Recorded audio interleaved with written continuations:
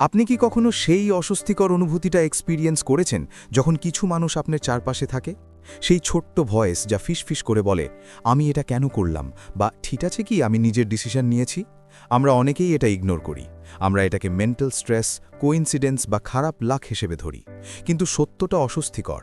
কখনো কখনো কেউ চুপচাপ আপনার ডিসিশনগুলো স্টিয়ার করছে, আর আপনি সেটা বুঝতেও পারছেন না। তারা ফ্ল্যাগ উদ্বেসছে না, তারা চিৎকার করছে না, তারা শুধু হাসছে, একটা সাজেশন দিচ্ছে বা একটা কেয়ারফুলি প্লেসড কোয়েশ্চেন করছে। আর আপনি যখন বোঝেন, তখন আপনি অলরেডি সেই স্টেপ নিয়েছেন যা তারা চেয়েছিল। চলুন ছোট থেকে স্টার্ট করি। ধরে নিন আপনার একজন বন্ধু আছে যা সবসময় অ্যাডভাইস দেয়। প্রথমে এটা হার্মলেস মনে হতে পারে, কিন্তু কিছু উইক মান্থের মধ্যে আপনি নোটিস করবেন একটা প্যাটার্ন। আপনি যা ডিসিশন নেন, কোথায় খাবেন, কি কিনবেন, কে ট্রাস্ট করবেন, সেগুলো সামহাও ওদের প্রেফারেন্সের সাথে মেলে।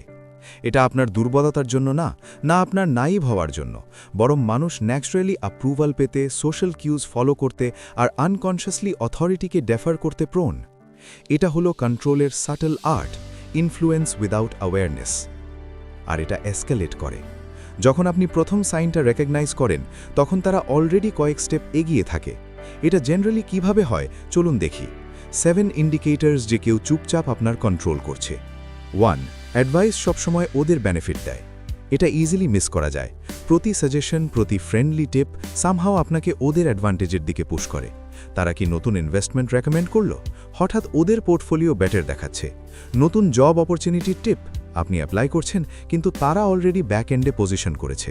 ম্যাথ সিম্পল, যদি 70% আপনার ডিসিশন যা ওদের ইনফ্লুয়েন্সে হয় ওদের গেইনের সাথে মেলে, তাহলে আপনি একটা সিস্টেমে আছেন যা ওদের বেনিফিট করে।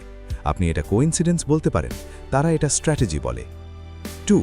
ইমোশনাল ট্রিগার্স ওয়েপনাইজ করা হয়। আপনি কি নোটিস করেছেন যে কেউ এক্স্যাক্টলি জানে কিভাবে আপনার বাটনস পুশ করতে হয়? এটা ম্যাজিক না, মানুষ predictively emotional.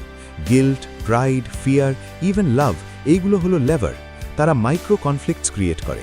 Subtle criticism, harmless jabs বা প্রেজ যা আপনাকে বেন্ড করতে মজবুর করে। ওভারটাইম আপনার চয়েসেস স্ট্রিক্টলি নিজের না, তাদের প্রেশারের রিয়াকশন।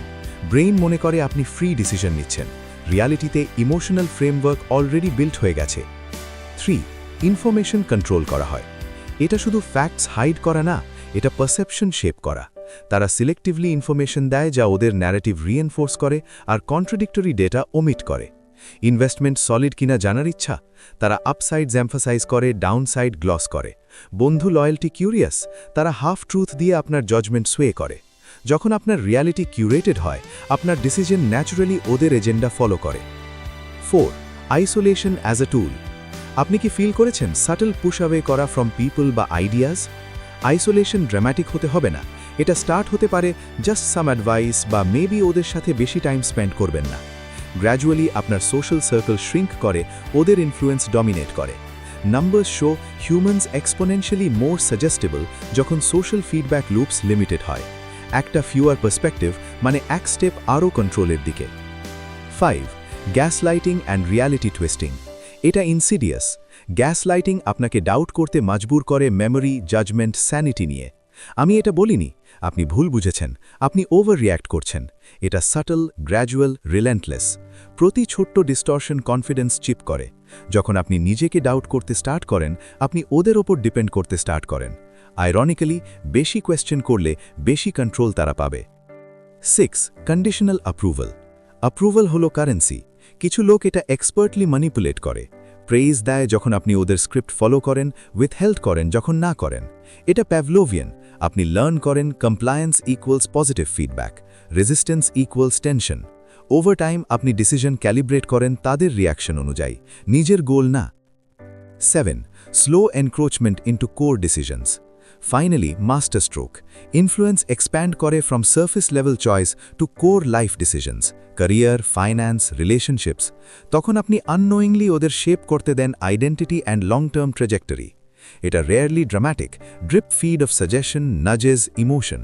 যখন বোঝেন সিস্টেম অলরেডি ইন প্লেস, এটা silently, persistently and without chit-chat কাজ করে। আইরনিক্যালি, স্মার্ট বা কনফিডেন্ট যত বেশি, এটাও তত বেশি এফিশিয়েন্টলি কাজ করে।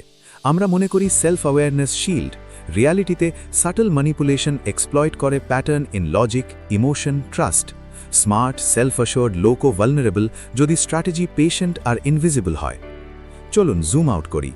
এটা শুধু একজন কন্ট্রোলিং ফ্রেন্ড বা পার্টনার নিয়ে না, এটা ইউনিভার্সাল ডাইনামিক। সব social system, organisation, network rely on influence.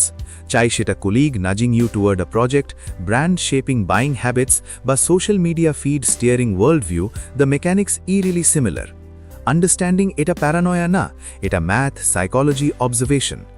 নাম্বারসে think করুন। যদি প্রত্যেক নাজ বিহেভিয়ার 1% শিফট করে আর এটা অ্যাকিউমুলেট হয় ডজনস অফ ডিসিশনসে, তাহলে এফেক্টিভলি আপনি আপনার লাইফের পার্ট আউটসোর্স করেছেন, রিয়েলাইজ না করেই। আর কিকার কি? এই সিস্টেম ইনভিজিবল। বেশিরভাগ লোক কোয়েশ্চেন করে না, আউটকাম অ্যাকসেপ্ট করে কোইন্সিডেন্স, লাক বা পার্সোনাল চয়েস। টেক অ্যাওয়ে কি? Awareness is first defence. Recognise pattern, check motives, seek independent perspective. এটা লাইফ স্কিল আর আর্মার। কিন্তু আনসেটলিং ট্রুথ হলো, যখন গেম দেখতে পাচ্ছেন, রুলস এত সাটল, পারসিস্টেন্ট যে ফুল ফ্রিডম ইলিউসিভ। আপনি একজন ইনফ্লুয়েন্স থেকে স্টেপ আউট করবেন, কিন্তু নতুন ফর্মে আরেকজন ইনফ্লুয়েন্স পাবেন। কন্ট্রোল সিঙ্গল ভিলেন না, এটা স্ট্রাকচার, নেটওয়ার্ক, কোয়াইট প্রেশার যে এভরিওয়্যার এক্সিস্ট করে। ফাইনাল কোয়েশ্চেন, যদি ইনফ্লুয়েন্স আনঅ্যাভয়েডেবল হয়, যেই সিস্টেম সাটলি শেপ করে চয়েসেস, তাহলে ট্রু অটোনমি কি? কেউ ডিসিশন নিতে পারে যে আউটসাইড ফোর্স ইনফ্লুয়েন্স না করে? নাকি ফ্রিডম শুধু একটা illusion, carefully curated by invisible hands?